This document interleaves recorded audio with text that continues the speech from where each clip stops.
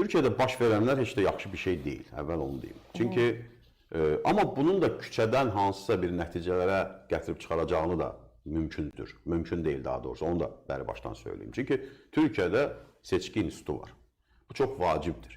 Və həmin İmamoğlu 2 dəfə seçkilər vasitəsilə qalib gəlib. Yəni Erdoğan diktator olsaydı, avtoritar olsaydı qoymazdı da. Niyə qoyurdu ki, o qalib gəlsin? Təbii. Yəni saxtalaşdırardı. Ankaranı, İzmiri. İndi İzmir aydındır. İzmir CHP-nin kalasıdır. İstanbul'dur, Ankara'dır, Antalya'dır, Alanya'dır. Bu böyük şəhərlərin bir çoxunu CHP oldu. Niyə? Çünki seçki institutu var. Və bu çox vacibdir və Türkiyədə seçki institutu uğrunda mübarizə aparmaq lazımdır. Seçki institutunun ayaqda qalması ölkənin istənilən vəziyyətdən, xaotik vəziyyətdən çıxması üçün bir şərtdir. Və bugün müxalifətin etiraz etmə hüququ varmı? Təbii ki, var. İqtidarın etirazları nəzarətdə saxlamaq və xaosa, ixtişaşa səbəb verməsin deyə müdaxilə etmək hüququ varmı? O da var. O da var. Yəni burada iki tərəfin də öz hüquqları var. İndi hər iki tərəf o hüquqlardan necə istifadə edəcək? Əsas məsələ budur. İndi gələk məsələnin məğzinə. Mənə elə gəlir ki, məsələnin bir, belə deyək də, beynəlxalq ayağı var. Bir də Türkiyənin daxilindən qaynaqlanan məsələləri var. Hətta üçüncü ayağı da yenə Türkiyənin içindədir, amma CHP-nin içindən qaynaqlanan səbəbləri də var. Partiyanın öz daxilindən. Əlbəttə, çünki İmamoğlu'nun üzünə duranların 8 nəfəri CHP-də üst düzey yetkililərdir, üzvlərdir.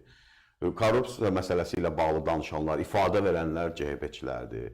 Yəni burada daxili hesablaşmalar da var. Kılıçdaroğlu yenidən oyuna qoşulub, o da namizəd olmaq istəyir. Özgür Özel dünən açıqlama verir ki, İmamoğlu olmasa da yenə CHP istənilən şəxsi namizəd göstərəcək və İmamoğlu onu dəstəkləsə o seçiləcək. Yəni görürsən ki, partiya daxilində də bir ciddi, belə də iqtidar savaşı gedir. Mansur Yavaş orada ciddi bir figurlardan biridir.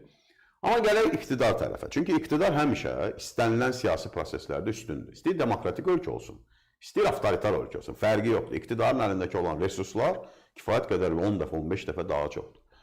Mənə gəlir ki, AKP, AK Parti və Erdoğanın komandası düşündülər ki, seçkilərə ən yaxşı halda 2 il qalıb, vaxtında keçsə 3 il qalıbdır. 28-də normalda olmalıdır. 27-də növbədən kənar olsa Erdoğan namizəd ola bilər. Seçkilərə bir həftə, nə bilim, 1 ay, 5 ay, 6 ay qalmış belə bir əməliyyatın həyata keçirilməsi bir əlindən tutub Əkrəm İmamoğlu'nu prezident kreslosuna otuzdurmağa bərabər bir şeydir. İndi belə qanunla baxsa, konstitusiya ilə baxsa 3 il var seçkiyə. Bu 3 il ərzində nələr olar, nələr? Yəni etibarsızlaşdırma əməliyyatları da olacaq, nüfuzdan salma, reytingin aşağı salınması həmişə elə olub da. Məsələn, istənilən dünya tarixində baxsaq, siyasətçilərin ilk həbsi çox böyük dalğalar və təpkilər yaradır, sonra yavaş-yavaş o dalğalar sönür. Mənə elə gəlir ki, bu uzun vadəli oynadı Erdoğan, düşündü ki, və əlində də müəyyən faktlar olmasaydı da buna getməzdi. Bəzi faktlar şişirdiləcəkmi? Şişirdiləcək. Televiziyalarda böhtanlar atılacaqmı? Atılacaq. İmamoğlu etibarsızlaşdırılacaqmı? Bəli. Siyasi rəqibdirlər də bir-birlərinə. Çünki bilirsiniz, o döymədiyi taxta qapımı, döyərəm dəmir qapı. CHP uzun illərdir Erdoğanın o qədər səhvləri var. İqtisadi səhvləri, sosial səhvləri, ölkənin iqtisadi sosial vəziyyətlərini bir damadına verdi bir müddət, ölkəni çox pis vəziyyətə saldı. Onları önə çəkməyə əvəzinə uzun illərdir nə deyirlər? Erdoğanın diplomu saxtadır. İndi geri bumerang kimi geri qayıtdı bunların hamısı. Niyə bu bax belə bəsit siyasi diskurslarla gedə bilməzsən də sən siyasətdə? Özə Türkiyə kimi ölkədə sosial vəziyyət pis, maaşlar az, qiymətlər yüksək, inflyasiya 45-50%. Müxalifət bundan bəslənməlidir. Bundan önə çıxmalıdır. Ən son seçkilərdə yenə uduzdular. Yenə uduzdular iqtidara. Yəni, heç kim də o seçkilərin saxta olduğunu iddia eləmədi. Çıxıb demədilər ki, seçki saxtadır. Amma indi nə deyirlər? İndi çox şey deyəcəklər. Mənə elə gəlir ki, bax bu 2 illik, 3 illik seçkilərə qədər olan süreçdə indi başlamasının səbəbi budur. İkinci səbəbi, beynəlxalq səbəbi, o Türkiyə kanallarında dış qara qüvvələr, bizdə də çox dəbdir o söz, xarici qara qüvvələr. Orada da xarici qara qüvvələr sözləri çox işlənilir iqtidar mediası tərəfindən. Amma elə deyil. Söhbət ondan gedir ki, qlobal sol qlobalistlər, yəni siyasi səhnədə olan sol qlobalistlər tənəzzüldədir. İmamoğlu sol qlobalistlərin, belə deyək də, nümayəndəsidir. Türkiyədəki belə deyək də onların maraqlarını ifadə pis mənada demirəm. Yəni onlar o da ideologiyadır. Mən o ideologiyadan bəyənməsəm də, daşıyıcısı olmasam da istənilən ideoloji şəxslərə hörmətlə yanaşıram. Sosialist olsun, nə bilim sağçı olsun, solçu olsun, fərqi yoxdur. Və New York Times-da bildiniz də məqaləsi çıxdı İmamoğlu. Orada da bir növ belə necə deyim, şikayət eləyir dünyadan. Ki hanı bu sol qlobalizm? Hanı İngiltərə deyir. İngiltərədə solçular indi hakimiyyətdə, Starmer solun nümayəndəsidir. Və ümumiyyətlə çox dünya qlobal solçuları deyir, hanı mənə niyə dəstək verir? Yəni məğzi budur. İndi Erdoğan da bəlkə də dünyada doğrudan da nadir belə deyək də siyasi duyumu olan insanlardandır. Onun bir tək biliyi, bacarığı yox, dəhşətli dərəcədə siyasi intuisiyası var. O elə 20 ildən çoxdur ki, hakimiyyətdədir, elə o intuisiyanın da kömək olur.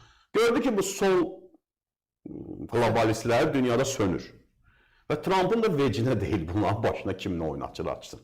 Avropada da dəyişir, Avropada da sağçıların daha çox hakimiyyət. Mən əminəm ki, məsələn, Biden Allah eləməmiş qalsaydı hakimiyyətdə, İmamoğlu tutulmazdı. Bu da var, bu da fakt var. İndi bu beynəlxalq konjunkturu belə görəndən sonra çox rahatlıqla əməliyyata indi start verdi ki, 2 ilə 3 ilə bu etibarsızlaşdırma əməliyyatını bitirsin. CHP-nin içində dava düşdün. Necə doğru hesaplamışdısa elə də oldu. CHP-nin içində artıq müxtəlif qrupların savaşı başlayır. Mənsur Yavaş tərəfdarları, Özgür Özel tərəfdarları, Kılıçdaroğlu tərəfdarları, İmamoğlu tərəfdarları, hərəsi bir tərəfdən dartır. Azərbaycan variantına çevrilib onların da müxalifəti. Azərbaycanda müxalifətin 12 birlik modeli olub.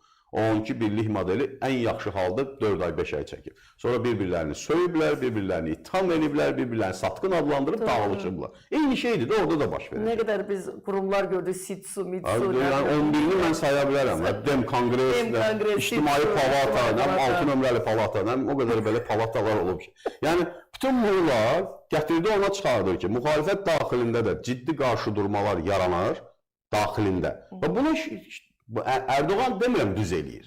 Yəni izləyicilər doğru başa düşsün.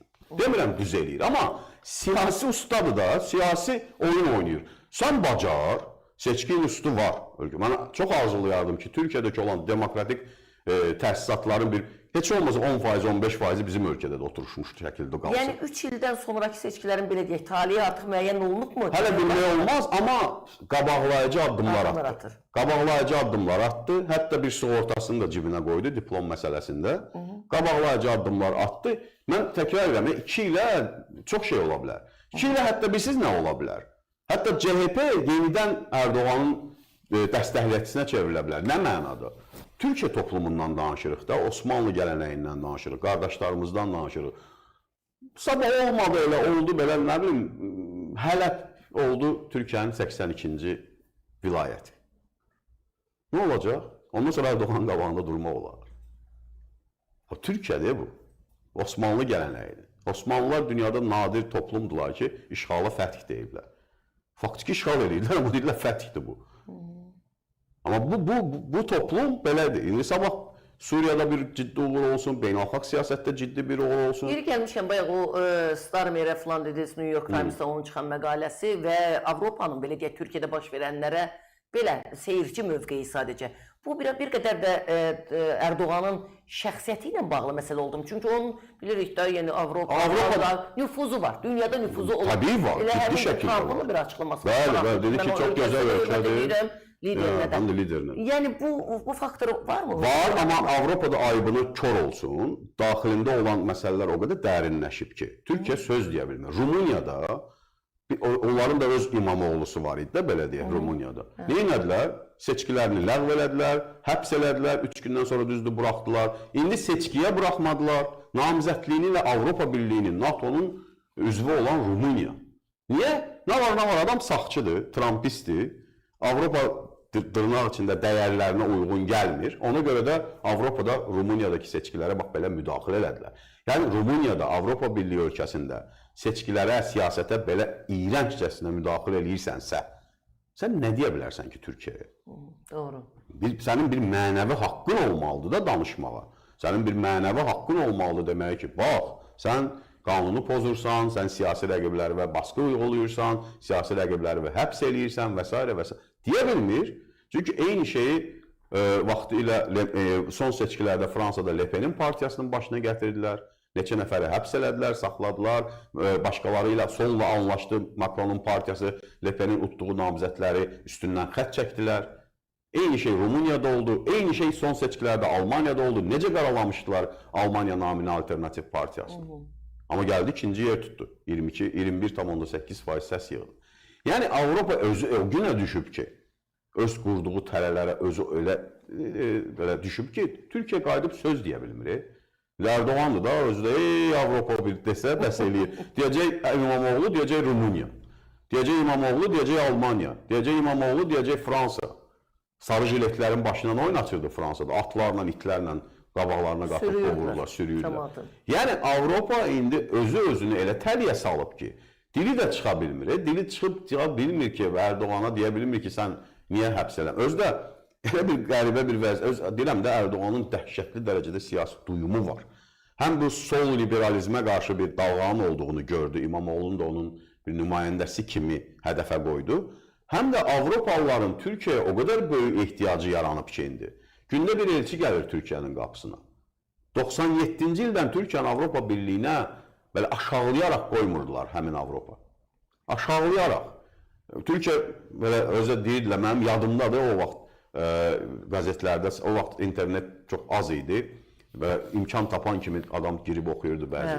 O vaxt yazırdılar Türkiyə haqqında ki, gelin dərslərinizi çalışın. Hər dəfə. 20 başlıq qoymuşlar Türkiyənin qabağına Avropa Birliyinə üzv olmaq üçün 20 paragraf.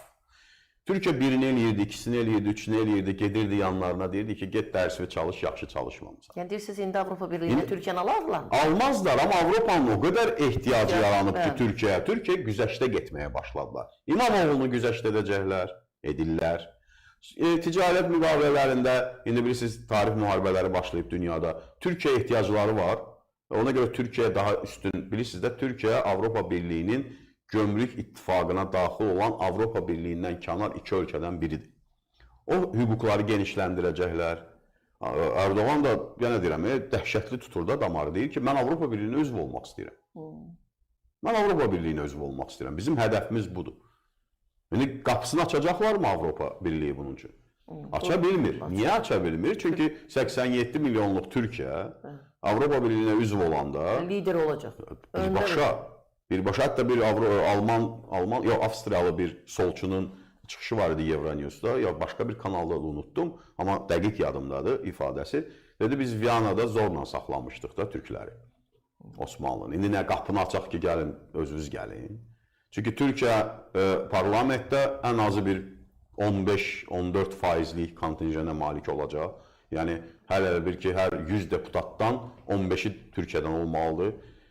Komissarların 1/3 az qala Türkiyədə. İndi niyə Fransa və Almaniyadan ibarətdir daha çox komissarlar? Çünki Fransa və Almaniya ən böyük ölkəsidir Avropa Birliyinin. Əhali sayına görə müəyyən üstünlüklərə malikdirlər. Türkiyə daxil olsa, əhali sayına görə onlarla birləşəcək, hətta keçəcək. Ondan sonra komissar olmalıdır. Avropa komissarlar Türk olmalıdır. Qəbul eləyəcəkmi onu? Avropa. Türk komissar yığsın, hamısına ağıl versin ki. Ona görə biraz çətindir. Amma yenə deyirəm, konjunktur elə gözəl tutub ki, Erdoğan. Nə Avropa bir şey deyə bilir. Amerikanın vecinə də deyil, açıq. Erdoğan'da hər şey əladır. Bir iqtisadiyyatı amma heç cür düzəldə bilmir. Bax, bir iqtisadçı kimi hər kəs o sualı maraqlandırır. Bugün də belə deyilir ki, o küçələrə çıxan insanlar ki var idi, onlar hamısı CHP'ci ola bilməz ki. Narazı kütlə də var onların arasında. Bu iqtisadiyyatı heç cür düzəltmək mümkün deyil Türkiyədə. Açığı, narazı kütlə həmişə var və olacaq və bu yaxşıdır ki var. Bax, dünyanın ən inkişaf eləmiş ölkələrində, ən yaxşı yaşayan ölkələrində etiraz olmurmu? Olur. Belçikada da olur, Hollandiyada da olur, Almaniyada da olur, hər yerdə olur. Və bu çox yaxşıdır ki, olur. İnsan etiraz etməlidir. İnsan insandırsa, etiraz hüququnu əlində qorumalıdır. Türkiyə iqtisadiyyatının ən yumşaq yeri, ən problemli məsələsi enerji asılılığıdır. Enerji asılılığına görə Türkiyə hər il təqribən 60 milyard dollara yaxın pul itirir. İndi də bilirsiniz ki, 2 atom elektrik stansiyası tikilir, Akkuyu. Və Akkuyu işə düşəndən sonra enerjiyə olan tələbatının böyük bir hissəsini ödəyəcək deyə Türkiyə. Bax, o enerjiyə xərclədiyi vəsaitin böyük bir hissəsinə qənaət etmiş olacaq. Və o Türk lirəsinin məzənnəsinə də müsbət təsir eləyəcək, iqtisadi proseslərə də, inflyasiyaya da. İndi inflyasiya çox yüksəkdir də. İndi son rəqəmlərdə az qala 40% civarındaydı. Yəni bu çox yüksək göstəricidir. Amma açığın deyim ki, əhalinin dolanışığında da bəzi addımlar da atılır da. Məsələn, asgari ücret artırıldı. Son 10 ildə, 11 ildə 10 dəfə artırılır. Yəni bu da var. Bir də Türkiyədəki iqtisadi sistem çox mürəkkəbdir. Bizdə çox bəsit sistemdir də. Nefti satdıq, aldıq, tikdik və salam. Heç nə yoxdur başqa. Türkiyədə sistem mürəkkəbdir. Türkiyədə hətta lirənin ucuzlaşmasına maraqlı olan milyonlar var. Çünki turizmcidir. Məsələn, bu suveniri 10 dollara satırdı da. Düzdürmü? 10 dollara satırdı. Qabaq lirə məsələn 20 lirə 1 dollar olanda 200 lirə eləyirdi. İndi bugün 38 lirə, 37 lirə 1 dollardır. Həmin 10 dollara satır, gedir 370 lirəsini alır. Yəni turizmcilərdə maraq var. Kənd təsərrüfatı ixracatçılarından maraq var. Yəni düzdür, tam da belə deyil. Onlar da inflyasiyadan etkilənir, gedir başqa mallar alanda da onlar da bahalanır. Düzdür. Amma ümumilikdə götürəndə, yəni çox mürəkkəb sistem olduğuna görə oranı belə əllə idarə etmək, əmrlə idarə etmək, başına vurum idarə etmək mümkün deyil.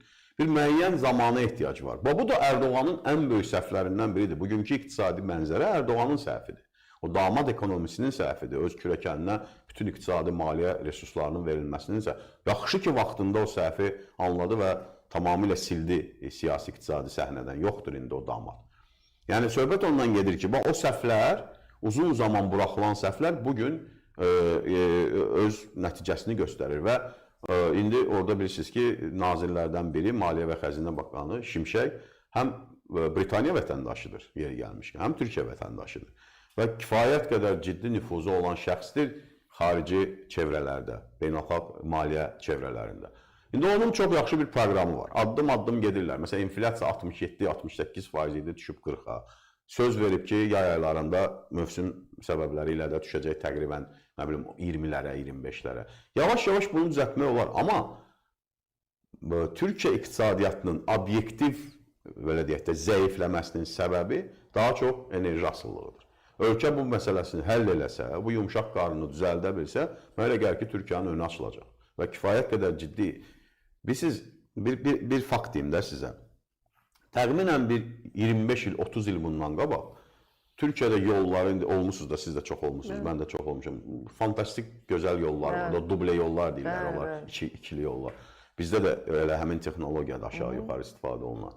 Sadəcə orada keyfiyyət yüksəkdir. 30 il bundan qabaq o avadanlıqlar var idi, asfalt quraşdıranlar. Onlar ya Amerikadan, ya Almaniyadan alınırdı. Bəzi hallarda lisenziyasını vermirdilər heç. Təmir lisenziyasını vermirlər. Alman gəlirdi, bir yeri xarab olanda, biznes klassından gəlirdi, onun bir boltunu dəyişirdi, bir 3-4 min avroda, obraz deyirəm də, yenə biznes klassından qayıdırdı. Bugün Türkiyə 30 ildən sonra, mən hələ hərbi sənaye kompleksini demirəm, artıq o avadanlıqları özü Almaniya və Amerikaya satır. O greyderləri, asfalt çəkənləri, qazanları, nə bilim, əymal edənləri. Yəni, Türkiyə bir texnoloji kifayət qədər yol keçib. Texnoloji olaraq hərbi sənaye kompleksi. Amma bütün bunlar çox yaxşıdır. Amma Türkiyənin də, yenə deyirəm, o yumşaq qarnı, enerji məsələsini, bir də Ərdoğanın iqtisadiyyata hədsiz dərəcədə müdaxilələri, onları yığışdırsalar, Türkiyə 3 ilə, 5 ilə yenidən həmin o sabitləşmiş iqtisadi modelə geri dönəcək. Və yeri gəlmişkən elə son olaraq bu məsələ ilə bağlı onu da deyim ki, Ərdoğanın bugün o əməliyyatı başlaması, İmamoğlu əməliyyatının başladılmasına qərar verməsi, həm də ona hesablanıb ki, bugün iqtisadi vəziyyət pisdir. 3 ilə düzələcək və seçkiyə getsələr, İmamoğlu yenə qalib gələcək. Niyə? İmamoğlu və CHP deyəcək ki, biz tənqid elədik, Ərdoğan düzəltdi. Biz tənqid elədik, o düzəltdi. Biz bunu təklif elədik, o düzəltdi. İndi ehtimal var ki, 2 ildən sonra Türkiyə iqtisadiyyatı daha yaxşı və daha gözəl bir durumda olacaq. İndi bir sual da verim, elə bununla yekunlaşacaq. Sizcə növbəti seçkilərdə yenə Ərdoğan özü iddialı olacaqmı? Yəni, bəzən belə deyirlər ki, o damat dediniz, kürəkən dediniz, o bir kürəkən yadıma düşdü. Belə fikirlər var ki, Bayraktar ola bilər. Bayraktar ağıllı adamdır, heç vaxt prezident olmaz. Nəyinə lazımdır? Ümumiyyətlə, siyasətdə içindən gəlmirsə, sən bu işin yaxşı mənada xəstəsi deyilsənsə, siyasətlə məşğul olmaqdan bir şey yoxdur. Hər gün kamera qarşısındasan, hər gün danışmalısan, özəl həyatın olmur, hara getdin, hara gəldin, hər şey ictimaiyyət qarşısında olur. Neynir? Bayraktarın adı gələndə indi dünya tanınır. Dünyanın hər yerində onun məhsulları satılır. Amma bir də var Türkiyənin prezidenti kimi. 1,6 Kim istəməz prezident olmağı? Valla belə ölkələr var ki, məsələn Avropa ölkələrinin çoxunda baş nazir və prezident olmağa ağıllı adamlar getdikcə az istədi deyə son 30 ildə. Bugünkü o mənzərəni görürük. Çünki orada ağıllı adamlar getdilər biznesə. Nəyinə lazımdır? Almaniya kanslerinin maaşı 173.000 avro. Lap belə deyək, yaxşı, Erdoğan özü olmaq istəsə sizcə seçilərdi? Orada hüquqi olaraq iki variant var da. Erkən seçkilərdə ixtiyarı var namizəd olmağa. Çünki 2 dəfəlik şey doldurulur. Ya konstitusiya dəyişməlidir. Hələlik ona da parlamentdə çoxluğu yoxdur və indiki belə qarışıq zamanda konstitusiya dəyişikliyə getməz. Referenduma heç getməz. Çünki indi istənilən səs vermədə Erdoğan uduzar. Bu gün uduzar. Ona görə ikinci yolda odur ki, bir özünün namizəd olacaq. Hakan Fidan mı, başqası mı? Və onun arxasından siyasətini aparıb onun seçilməsinə nail olacaq.